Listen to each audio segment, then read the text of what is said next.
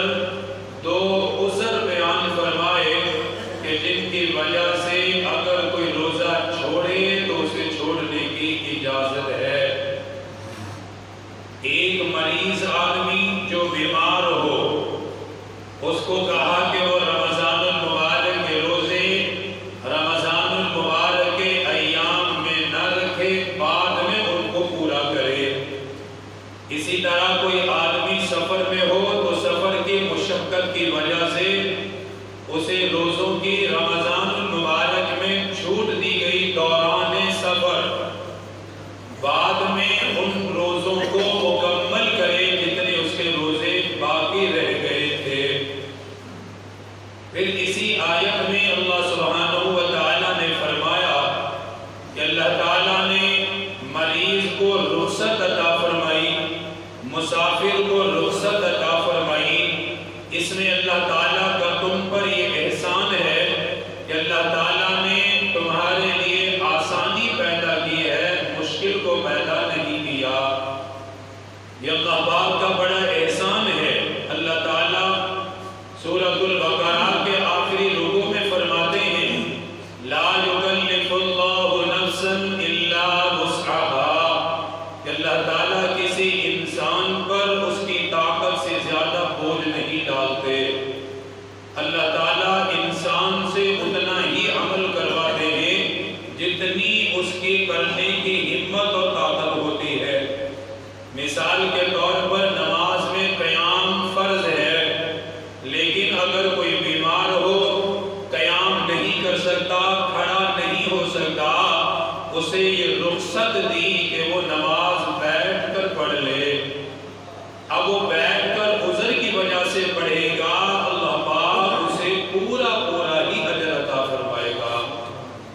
اسی طرح جب بندہ مقیم ہو تو نماز مکمل ادا کرتا ہے، 4 رکعت والی نماز 4 رکعت ہی پڑھے گا، لیکن سفر کے دوران فرمایا 4 رکعت والی نماز اگر تنہا پڑھ رہے ہو تو 2 رکعت پڑھ لو، اللہ نے 2 تمہارے لیے معاف کر دی ہیں۔ رکعت مسافر 2 پڑھتا ہے، اجر اللہ 4 ہی کا عطا فرماتے ہیں۔ اس لیے انسان کو اتنا ہی مکلف کیا جتنی اس کی ہمت اور طاقت ہے۔ آیت مبارکہ کا کچھ مفہوم میں نے ذکر کر دیا۔ جو آیت مبارکہ میں نے پڑھی ہے یہ سورۃ البقرہ کی آیت ہے۔ اس آیت مبارکہ میں 2 چیزیں میں خاص طور پر ذکر کروں گا۔ رمضان المبارک اور قرآن پاک کا بڑا گہرا تعلق ہے۔ رمضان اور قرآن، ان دونوں کا تعلق اس قدر ہے جیسے پھول اور خوشبو کا ہوتا ہے۔ جیسے پھول اور خوشبو کا آپس میں تعلق ہے، اسی طرح رمضان المبارک اور قرآن کا تعلق ہے۔ ایک ہی آیت میں اللہ نے رمضان المبارک کے روزوں کا ذکر کیا ہے، اس ہی آیت میں اللہ نے قرآن کے نزول کا ذکر فرمایا ہے۔ کس طرح اللہ سبحانہ و تعالیٰ فرماتے ہیں، دیکھیں آیات کا ترجمہ اللہ پاک کیا فرماتے ہیں۔ ارشاد فرمایا بسم اللہ الرحمن الرحیم شہر رمضان الذی انزل فیہ القرآن ہدی للناس وبینات من الہدی والفرقان۔ فرمایا رمضان المبارک کا مہینہ وہ مہینہ ہے جس میں اللہ سبحانہ و تعالیٰ نے اپنے کلام مقدس کو نازل فرمایا۔ قرآن کریم کی نسبت رمضان المبارک کے ساتھ کی، فرمایا رمضان المبارک وہ مہینہ جس میں ایمان والوں کو روزہ رکھنے کا حکم ملا۔ ایمان والوں کو یہ حکم مل گیا صبح سحری کرنے کے بعد غروب آفتاب تک کھانے کی اجازت نہیں، پینے کی اجازت نہیں، شرعی طور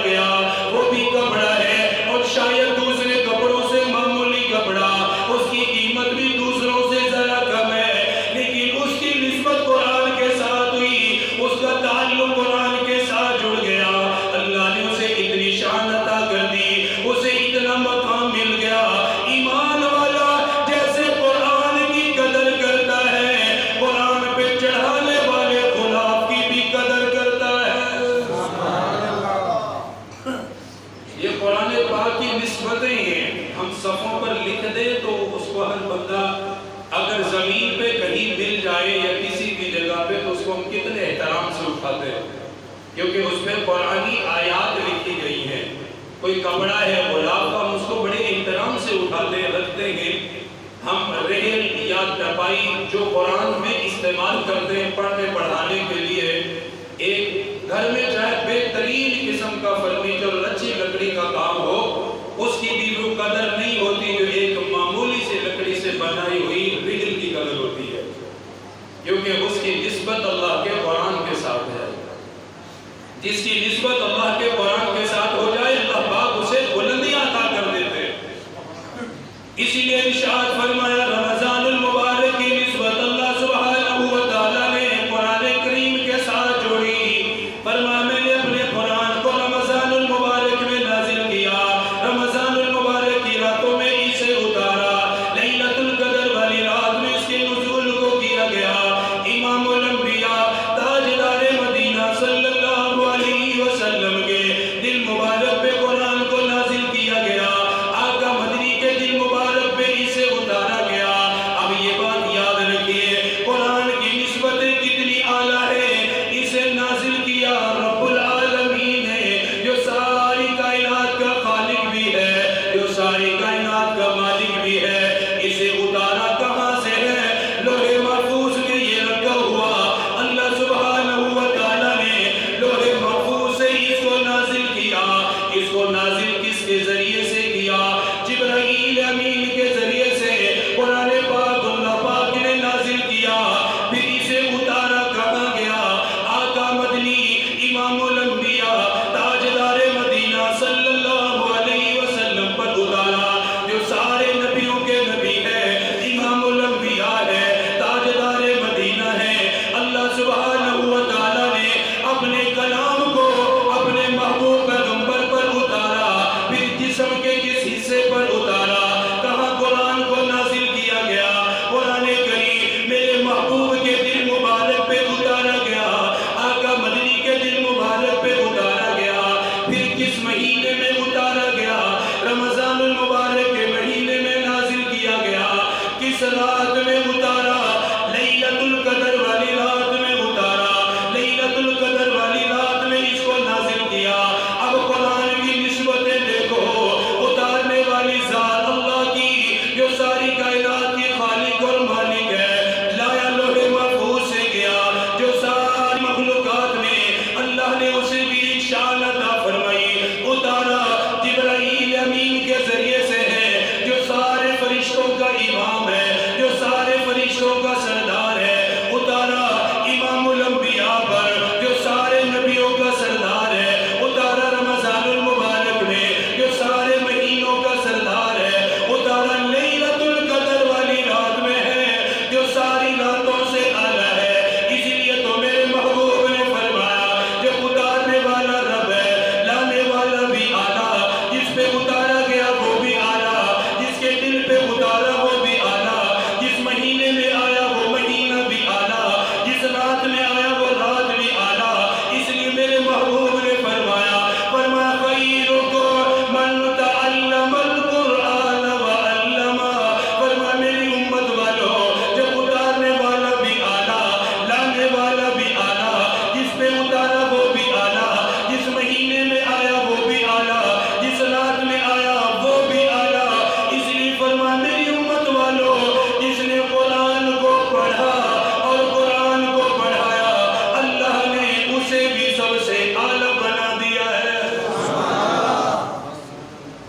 جب یہ ہے ہی اعلیٰ، چلتا آ رہا ہے اعلیٰ نسبتوں سے، تو فرمایا خیرکم، الفاظ دیکھیں حدیث کے کیسے زبردست، حدیث کے ابتدائی الفاظ، فرمایا خیرکم، تم میں سب سے بہترین انسان۔ سبحان اللہ، کیسے حدیث کے الفاظ ہیں قرآن مقدس کی عظمت کے لیے۔ فرمایا خیرکم، تم میں سب سے بہترین انسان، من تعلم القرآن وعلمہ، جو تم میں سے قرآن سیکھے اور سکھائے وہ تم میں سب سے اعلیٰ ہے۔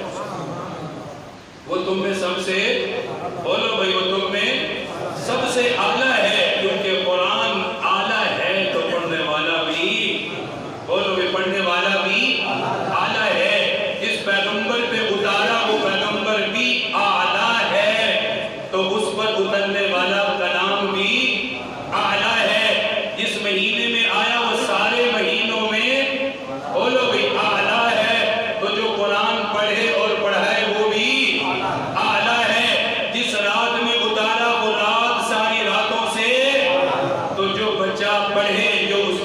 پڑھائیں تو وہ بھی سب سے اعلیٰ ہے۔ یہ قرآن کی نسبتیں ہیں۔ اللہ سبحانہ و تعالیٰ نے اس کے پڑھنے پڑھانے والوں کو کتنا اعلیٰ کیا۔ میں جامع ترمذی کی ایک اور حدیث سنانے لگا کہ قرآن کتنا اعلیٰ ہے، کتنا فضیلت والا ہے۔ اللہ سبحانہ و تعالیٰ اس کے پڑھنے پڑھانے والے کو کیا عطا کرتے ہیں؟ یہ تو میرے محبوب نے کہہ دیا کہ پڑھنے پڑھانے والا اعلیٰ ہے، اس کو یاد رکھیے۔ اب اگلی حدیث سنیے جو جامع ترمذی میں ہے کہ قرآن پڑھنے اور پڑھانے والا کس قدر اعلیٰ ہے، وہ کتنا اعلیٰ ہے۔ امام الانبیاء تاجدار مدینہ صلی اللہ علیہ وسلم نے ارشاد فرمایا، اللہ سبحانہ و تعالیٰ کا قول نقل کیا، حدیث قدسی ہے، فرمان اللہ کا، الفاظ میرے محبوب کے ہیں۔ میرے محبوب صلی اللہ علیہ وسلم نے فرمایا میری امت والو، اللہ رب العالمین خود فرماتے ہیں، اللہ سبحانہ و تعالیٰ خود فرماتے ہیں، من شغلہ القرآن عن ذکری ومسألتی آتیتہ افضل ما اوتی السائلین۔ فرمایا جو میرا امتی قرآن پڑھنے میں مشغول رہا، قرآن سیکھنے میں مشغول رہا، قرآن کی تعلیم میں اتنا مصروف رہا، قرآن پاک حاصل کرنے میں اتنا مصروف رہا، اسے زیادہ دعائیں مانگنے کا موقع نہیں ملا، اسے زیادہ ذکر کرنے کا موقع نہیں ملا، دیگر تسبیحات کا وقت نہیں ملا، اپنی حاجات میں لمبی دعائیں کرنے کا موقع نہیں ملا، ہر وقت اللہ کے قرآن کی تلاوت میں رہا، قرآن سیکھنے میں رہا، قرآن سکھانے میں رہا۔ فرمایا میرے پروردگار کے ہاں اس سیکھنے والے کی قدر یہ ہے، اس سکھانے والے کی قدر یہ ہے، پڑھنے والے کا مقام یہ ہے، پڑھانے والے کا مقام یہ ہے۔ فرمایا آتیتہ افضل ما اوتی السائلین، اللہ قرآن پڑھنے والے کو، قرآن پڑھانے والے کو، دعائیں مانگنے والے سے بھی زیادہ اللہ اسے نعمتیں عطا فرمائے گا۔ آتیتہ افضل ما اوتی السائلین، جو قرآن میں اس قدر مشغول ہے کہ وہ دیگر اذکار نہیں کر سکتا، زیادہ تسبیحات نہیں پڑھ سکتا، یا زیادہ دعاؤں کا اہتمام نہیں کر سکتا، وہ قرآن کے ساتھ اس قدر جڑا ہوا ہے، تو فرمایا وہ اتنی اعلیٰ چیز ایسے کلام کے ساتھ جڑ گیا کہ اللہ تعالیٰ اس پڑھنے والے کو وہ کچھ عطا کرے گا جو مانگنے والے کو اللہ تعالیٰ نہیں فرماتے ہیں۔ اچھا ہم نے اس کا مشاہدہ بھی کیا ہے، ایک مثال سے بھی یہ بات سمجھیے۔ اگر کوئی آدمی کوئی چیز تقسیم کر رہا ہو، کوئی چیز لوگوں میں تقسیم کر رہا ہے، لوگوں کو دے رہا ہے، کوئی بھی چیز جو آ رہا ہے اس کو دے رہا ہے، جو آیا اس کو دیا، لیکن ایک دوسرا آدمی اس تقسیم کرنے والے کے کام میں مصروف ہو، اس کے کام میں لگا ہوا ہو، تو کیا خیال ہے کہ تقسیم کرنے والا سب سے پہلے اس کا حصہ نکالتا ہے جو اس کے کام میں لگا ہوا ہے؟ عام طور پہ یہی روٹین ہوتی ہے، جو عقل مند اور سمجھدار بندہ ہو تو یہی کہتا ہے یار فلاں بندہ کام میں مصروف ہے، اس کا حصہ نکال دو، اس کو علیحدہ کر کے رکھ دو، اس کے لیے، اور یہ اس کے لیے اعزاز ہوتا ہے، اس کے لیے علیحدہ کر دیا جاتا ہے۔ مانگنے والے مانگ رہی ہیں، ذکر کرنے والے کر رہے ہیں، قرآن کی تعلیم میں جو مشغول ہیں وہ لگے ہوئے ہیں، مانگنے والوں کو بھی اللہ عطا کرتا ہے، قرآن پڑھنے والوں کو اللہ بن مانگے ان سے بھی زیادہ عطا کرتا ہے۔ جامع ترمذی کی یہ حدیث ہے، کیوں عطا کرتا ہے؟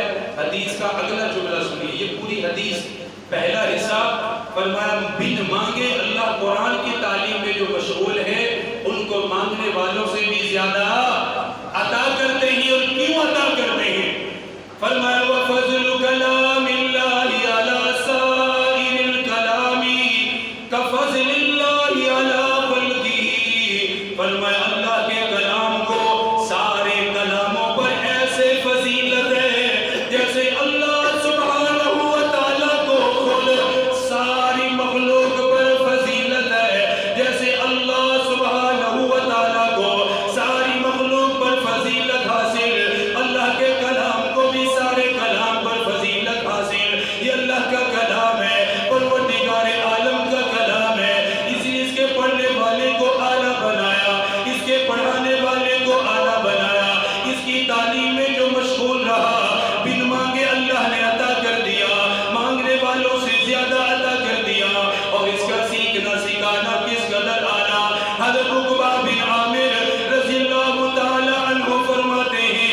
صحیح مسلم میں حدیث موجود ہے، ایمان والو آج قرآن کی تعلیم سے غافل ہو گئے، قرآن سیکھنے سے ہم دور چلے گئے۔ قرآن سیکھنا کس قدر اجر کی چیز ہے، کس قدر مقام اور مرتبے کی چیز ہے۔ حضرت عقبہ بن عامر فرماتے ہیں میرے محبوب تشریف لائے، ہم صفہ میں بیٹھے ہوئے تھے، صفہ مدینہ منورہ میں، ایک چھوٹا سا چبوترا جو دین کے طالب علموں کے لیے بنایا گیا، قرآن سیکھنے والوں کے لیے بنایا گیا، یعنی دنیا میں سب سے پہلا مدرسہ جو میرے محبوب نے خود قائم فرمایا، جس کے سب سے پہلے استاد نبیوں کے نبی امام الانبیاء ہیں، جس کے سب سے پہلے شاگرد میرے محبوب کے صحابہ کرام ہیں۔ فرماتے ہیں حضرت عقبہ بن عامر، ہم صفہ میں بیٹھے ہوئے، وہ تعلیم کی جگہ جو مختص تھی، ہم اس کے اندر بیٹھے ہوئے تھے۔ فرماتے میرے محبوب تشریف لے آئے، آپ بیٹھ گئے، فرمانے لگے، فرمانے میرے صحابہ تم میں سے کون کون یہ پسند کرتا ہے، تم میں سے کون کون یہ پسند کرتا ہے صبح کو وہ بازار بطحال میں جائے یا بازار عقیق میں جائے، وہاں جا کر اسے بغیر کسی گناہ کے، بغیر کسی قطع رحمی کے اسے دو اونٹنیاں مل جائے، بتاؤ تم میں سے کون پسند کرتا ہے؟ ہر صحابی نے کہا آقا اگر مفت میں ہی مل جائے، بغیر گناہ کے مل جائے، بغیر مشقت کے مل جائے، دو اونٹنیاں صبح صبح مل گئی، ہم میں سے ہر ایک پسند کرتا ہے، ہم میں سے ہر ایک کی یہ چاہت ہے۔ فرماتے میرے صحابہ جس نے صبح کو جا کر مدرسے کے اندر، جس نے صبح مسجد میں جا کر قرآن کی دو آیات یاد کر لی، دو آیات کو سیکھ لیا، فرمایا اسے دو اونٹنیوں سے بھی زیادہ اللہ نے اجر عطا کر دیا۔ ایک طرف تو اونٹنیاں ہیں، فرمایا تمہیں مل جائے تو پسند کرتے ہو؟ جی پسند کرتا ہوں۔ فرمایا کوئی صبح کو مسجد میں جا کر دو آیات یاد کر لے تو یہ اس سے بہتر ہے کہ اسے صبح صبح بلا مشقت اور بغیر کسی گناہ کے اسے دو اونٹنیاں مل جائیں۔ اس سے اعلیٰ ہے وہ شخص جس کو اللہ نے قرآن کی دو آیات پڑھنے کی توفیق عطا فرما دی۔ اچھا اس کی وجہ بھی ہے، سمجھ لیجیے، ایک طرف دو آیات ہیں، دوسری طرف دو اونٹنیاں ہیں، پھر اگلی حدیث کا اگلا حصہ فرمایا 3 آیات کا پڑھ لینا 3 اونٹنیوں سے اعلیٰ ہے، 4 آیات کا پڑھ لینا 4 اونٹنیوں کے ملنے سے اعلیٰ ہے، اسی طرح آخر تک جتنی آیات اتنی اونٹنیوں سے اعلیٰ ہے۔ یہ کیوں ارشاد فرمایا؟ اونٹنیاں وہ ہیں کہ جن کو بقا نہیں ہے، یہ ایک مال ہے، اس کو بقا، زمین کی کسی چیز کو بقا نہیں ہے، اللہ بھی باقی ہے، اللہ کا قرآن بھی باقی ہے۔ مال تو عارضی ہے، آج ہے کل نہیں ہے، آج ہے زندگی میں ہے، پتہ نہیں کب تک ہے اور کب تک نہیں ہے، لیکن قرآن پاک کی آیات پر اجر و ثواب اتنا ہے، انسان مر جاتا ہے مگر اس کا اجر باقی رہتا ہے۔ اس پر میں ایک چھوٹی سی مثال آپ کو سناؤں کہ آخرت میں اعمال باقی رہتے ہیں، میری طرف دھیان کرے بھائی، مسجد کے ساتھ تعاون میں کرے، میری بات بھی سنو، میں بڑی قیمتی بات سنانے لگا ہوں۔ حضرت سلیمان علیہ السلام، سب جانتے ہیں حضرت سلیمان علیہ السلام بڑے عظیم نبی ہیں جن کو اللہ نے بڑی حکومت اور ریاست عطا کی۔ میں مختصر کرتا ہوں، حضرت سلیمان علیہ السلام کا جو تخت تھا، ایک روایت کے مطابق 6 لاکھ کرسیاں اس پہ لگتی تھی۔ کتنی کرسیاں؟ 6 لاکھ کرسیاں۔ آج جہاز بنائے 300 400 200 250 کے درمیان، ہم بڑی فنکاری سمجھتے ہیں، یہ اللہ سبحانہ و تعالیٰ کی کیسی قدرت ہے کہ حضرت سلیمان علیہ السلام کے تخت اللہ نے دیا جس پہ 6 لاکھ کرسیاں لگتی تھی، کیونکہ جنات بھی اور بہت ساری بار یہ تفصیل میں ہم جائیں گے تو بات رہ جائیے، اور ایسا اتنا بڑا تخت اسے ہوا اڑاتی تھی، اور جہاں حکم دیتے تخت کو ہوا اڑا کر وہاں لے جاتی۔ حضرت سلیمان علیہ السلام نے ہوا کو یہ کہا ہوا تھا، ہوا بھی پابند تھی، سبحان اللہ، پرندے بھی پابند تھے، جنات بھی پابند تھے، بڑی زبردست ریاست ملے فرمایا ہوا کو حکم تھا کہ اگر کوئی بھی میرا نام لے میرے بارے میں ذکر کرے تو اس کا پیغام مجھ تک پہنچانا ہے. یہ ہوا کو حکم تھا. حضرت سلیمان علیہ السلام اپنے تخت پہ بیٹھے اڑے جا رہے ہیں. سبحان اللہ. ایک دیہاتی اپنے کام کاج کھیتی باڑی میں مصروف, اس نے اوپر کو دیکھا کہ ہوا میں تخت اڑ رہا ہے. سبحان اللہ. اس نے دیکھ کر کہا سبحان اللہ. کیا کہا؟ کہہ لو کیا کہا؟ آج یہ بھی سمجھ لیجئے کہ ہم کیوں کہلواتے ہیں آپ سے, یہ کتنی قیمتی چیز ہے. اتنی تھوڑا سا وقت لگتا ہے. سبحان اللہ. کیا وقت لگا؟ کچھ بھی نہیں لگا. اس نے دیکھ کر کہا سبحان اللہ. اب ہوا چونکہ پابند تھی, اس نے وہ اڑائی آواز اور سلیمان علیہ السلام کے کانوں تک پہنچا دی کہ دیہاتی نے دیکھ کر کہا ہے سبحان اللہ. اب جب اس نے کہا تو حضرت سلیمان علیہ السلام اپنا تخت واپس کیا اور اس دیہاتی کے پاس آ گیا. دیہاتی کے پاس آئے تو اس کو بلایا کہ لاؤ. حضرت سلیمان علیہ السلام فرمانے لگے میرے قریب آ. وہ دیہاتی پہلے تو ڈرا, نہ جانے پیغمبر کی شان میں کیا گستاخی کر بیٹھا.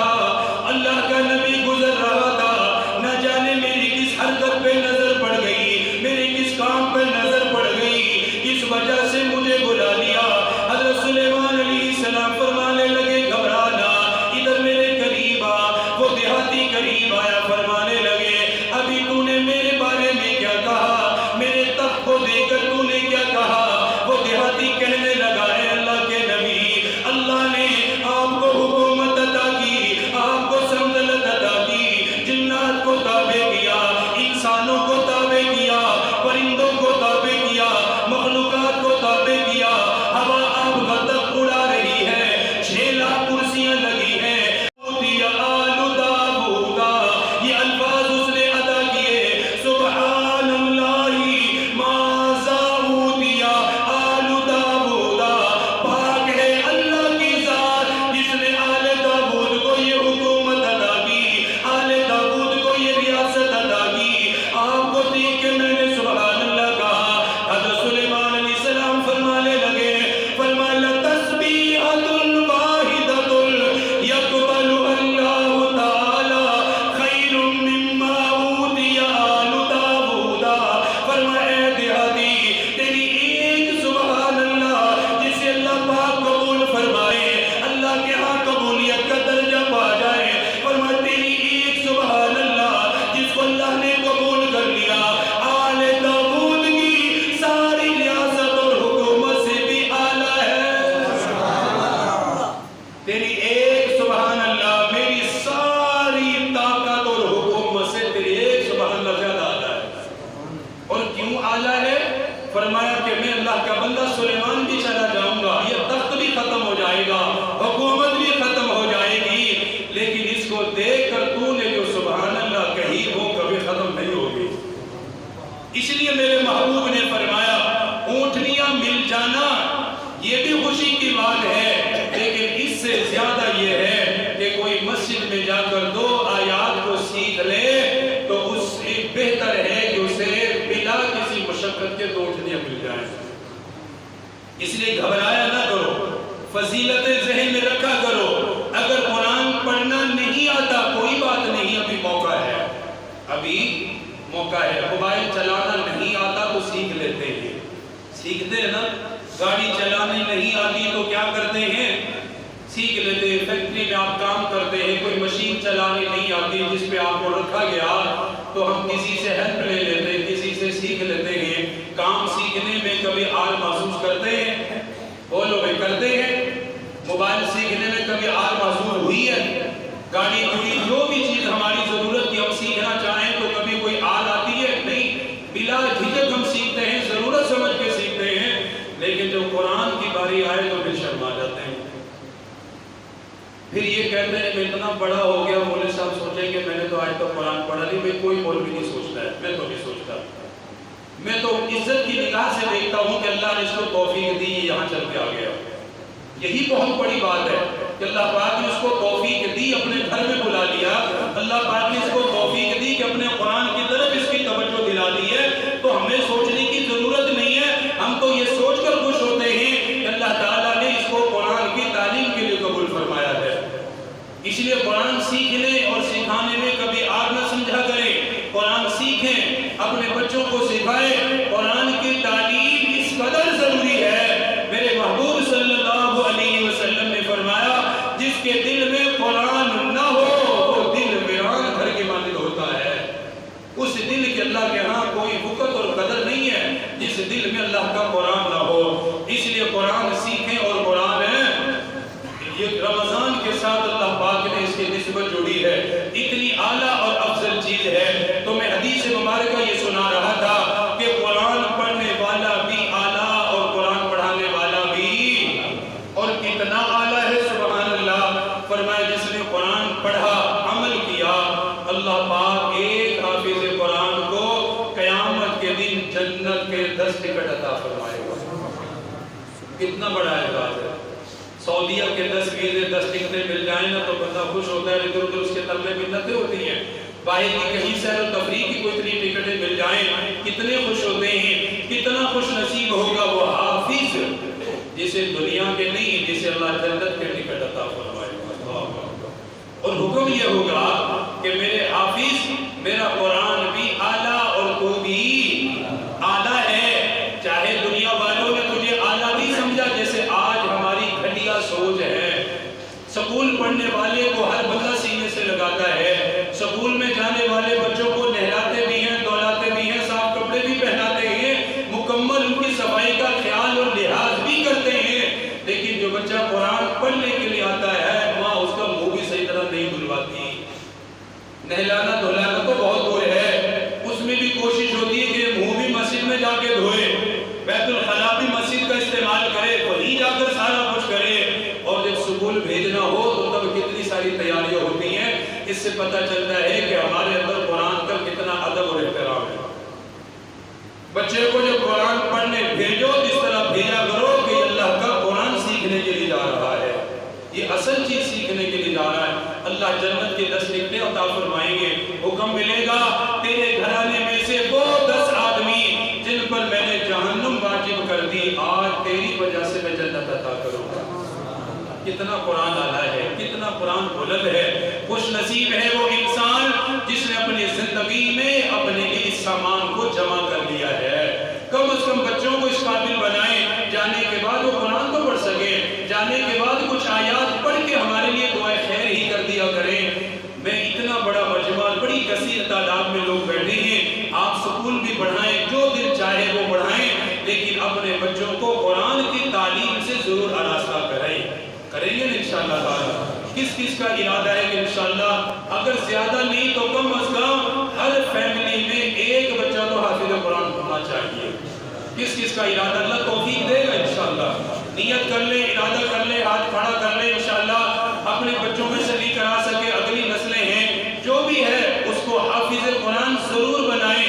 اور بعض مرتبہ لوگ یہ کہہ دیتے ہیں کہ حافظ صاحب حفظ کر کے یہ کرتے ہیں وہ کرتے ہیں، بگڑ کے فلانا فلانا فلانا، یہ سب ڈھکوسلے ہیں۔ ماں باپ نے اچھی نیت سے پڑھایا، ماں باپ کو اجر اللہ پورا عطا کر دیتا ہے۔ یہ بات یاد رکھو، کسی کے گناہ کی سزا اللہ کسی کو نہیں دیتا ہے۔ میں نے اگر کسی کام کا ارادہ کیا، میں نے صحیح طرح کیا ہے، اگر کسی نے اس کو غلط کیا یا صحیح نہیں کر رہا تو یہ اس کا مسئلہ ہے، مجھے اس کا پورا اجر مل گیا۔ آپ نے مسجد پر نہیں یہاں کوئی چیز لگا دی، آپ کو ثواب مل گیا۔ یہاں بیٹھ کے اگر کوئی غلط کام کرے گا تو اس سے آپ کو نہیں پوچھا جائے گا تو نے مسجد بنائی تو فلاں نے جا کے یہ کام کیا، پوچھا جائے گا میں نے تو صحیح کام کیا، میں نے تو نہیں غلط، میں نے تو صحیح چیز کی ہے، غلطی کی تو اس لیے کی ہے۔ اس لیے جس نے حافظ بنا دیا وہ کبھی بھی مایوس نہ ہو، اگرچہ اس کا بچہ اللہ محفوظ رکھے بے عملہ بھی ہو گیا تو حافظ کے لیے مسئلہ ہے، لیکن ماں باپ کو انشاءاللہ اللہ پھر بھی اجر عطا کرے گا، کیونکہ ماں باپ کی نیت تو ٹھیک ہے، انشاءاللہ ارادہ ہے نا بھائی، سب کوشش کریں گے نا سب، کم از کم ایک بچہ ضرور حافظ قرآن بنائے۔ اور یہ نا انصافی نہ کیا کریں کہ جو لائق بچہ ہو کوشش کرتے ہیں یہ اسکول کی طرف بڑھے، جو نالائق ہو تو مولوی صاحب کہتے ہیں اس کو آپ سنبھالیں، یہ نہیں ہم سے سنبھالا جا رہا۔ حقیقت ہے میں تو بیٹھا ہوں نا یہاں، جو گلیوں میں پھرے، جس نے ماں کو تنگ کیا ہوا ہے، جس نے باپ کو تنگ کیا ہوا، کہتے ہیں اس کو مولوی صاحب کے حوالے کرو، اس کو تو کوئی سنبھالے گا، یہ ہم سے نہیں سنبھالا جاتا۔ تو یہ بھی ناانصافی نہ ہو، جو سب سے لائق اور قابل بچہ ہو وہ قرآن کے لیے چھوڑا کریں، وہ دیا کریں۔ جب نیت ہی شروع میں خراب تھی تو بچہ بھی خراب ہی رہتا ہے، وہ بالآخر تک ایسا ہی چلتا ہے۔ اچھی نیت کے ساتھ کہ ان سب بچوں میں میرا یہ بچہ سب سے زیادہ لائق ہے، میں اس کو اللہ کے قرآن کے لیے چھوڑوں گا، تو پھر دیکھیں اللہ کیسی برکتیں عطا کرے گا۔ انشاءاللہ ارادہ ہے نا